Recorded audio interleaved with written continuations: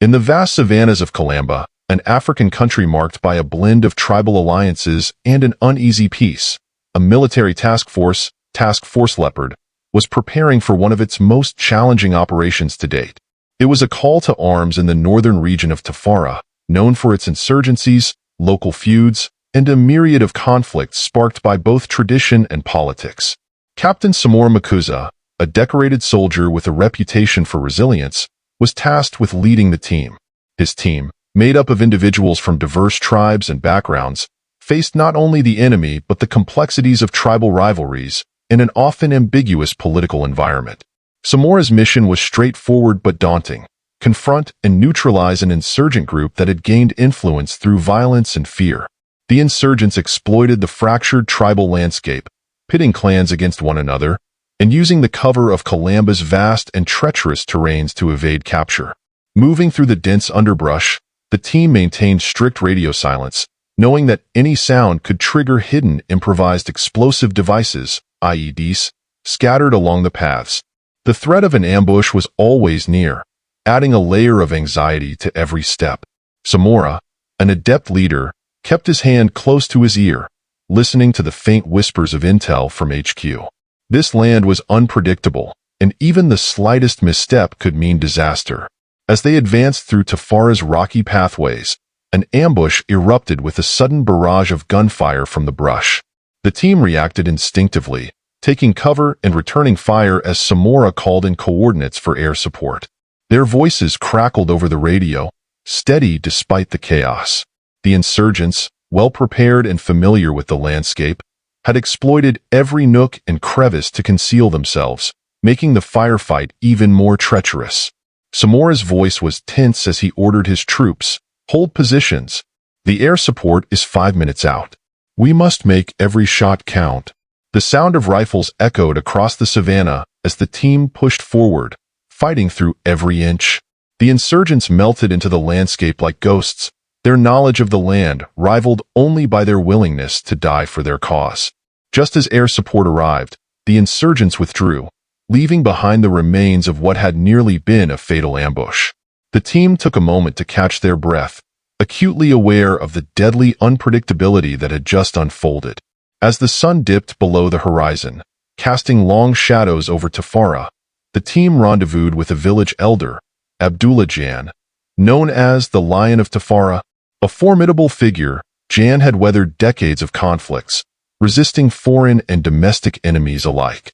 While the military saw him as an ally, the villagers revered him as a protector, calling him a ghost for his ability to survive where others fell. Jan eyed Captain Samora and his men with a mixture of respect and skepticism. "You come here to protect Kilamba, yet Kilamba does not protect itself. We cannot win peace with guns alone," he remarked, his voice laced with wisdom and experience. Samora nodded, aware of Jan's wisdom. Jan's presence was a reminder that in Kilamba, survival wasn't merely about strength but about understanding the intricate layers of loyalty, family, and revenge. He was willing to ally with the military, but was also shrewd enough to know where to draw the line. As they prepared for the next operation, news of an insurgent abduction reached the team. A group of young villagers had been taken, yet Samora's orders were to maintain focus on the primary mission and avoid civilian interventions unless unavoidable. The ethical weight of this choice rested heavily on his shoulders. His men, too, wrestled with the conflicting emotions of duty and moral responsibility. "Sir, we can't just stand by," Corporal Sisi muttered, anger in his eyes. "These kids are innocent." Samora clenched his jaw. "We have orders, Sisi, but I'll see if there's a way to bring it to command's attention." Their conversation highlighted the brutal realities of their mission.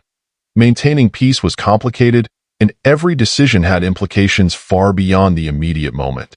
That evening, the soldiers gathered around a small fire, sharing laughs and stories to lighten the heavy air.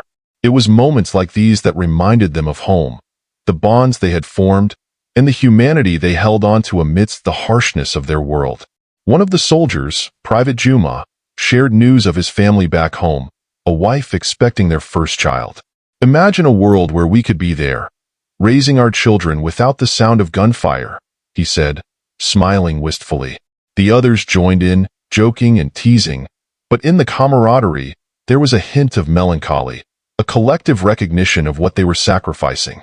In the harshness of their surroundings, such connections were their strength and their hope.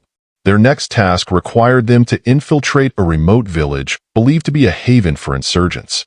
The economic plight of local farmers was evident, many of whom had turned to the cultivation of profitable but illegal crops to survive.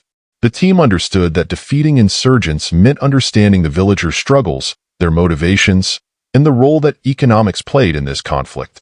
As they moved through the village, the tracker provided invaluable insights. "The locals survive as they can," he said, gesturing to the meager crops in the fields. "But when people are hungry, they make deals with the wrong allies." This understanding was critical. The team knew that each choice, each alliance, could shape the course of this fragile peace. Amidst their intel gathering, a new threat emerged. An intercepted message revealed that Jan's grandchildren had been abducted by a rival faction seeking to draw the elder into combat. This act not only threatened Jan's personal peace, but risked plunging the entire region into a brutal feud. Samora faced a dilemma: continue with the mission or intervene. Ultimately, he chose to assist Jan, risking their lives to rescue the children and defuse a potential conflict. The rescue was perilous, and by the time they had the children safe, night had fallen. Samora's decision to help Jan had complicated their mission but solidified an important alliance. "You have my gratitude, Captain," Jan murmured as he held his grandchildren close. "But remember, here in Kilamba, loyalty can be both strength and curse." As they made their way back, the team faced another ambush. Trapped and low on ammunition, the urgency for extraction became paramount. With insurgents closing in, communication with HQ faltered, creating chaos and intensifying the risk. In this moment, the essence of survival was distilled to quick decisions and the trust shared among Samora's team. Just when hope seemed lost, air support arrived, scattering the insurgents. The team, battered but alive, prepared for extraction, carrying with them both the scars of battle and the weight of the alliances they had formed. With their mission complete, Samora and his team returned to base, leaving Tifara's unpredictable landscapes behind. Yet the impact of their journey lingered. The lines between duty and morality, loyalty and survival, remained blurred. In Kilamba, peace was elusive, but the bonds forged in the fires of combat endured. As he looked out over the savannah, Samora understood that Kilamba's future depended not only on its warriors, but on the strength of its communities and the wisdom of its leaders. In the heart of every soldier and villager alike, there was a shared resilience, an unspoken promise that despite the violence and loss, they would keep fighting, not just for survival, but for the hope of a better, united Kilamba.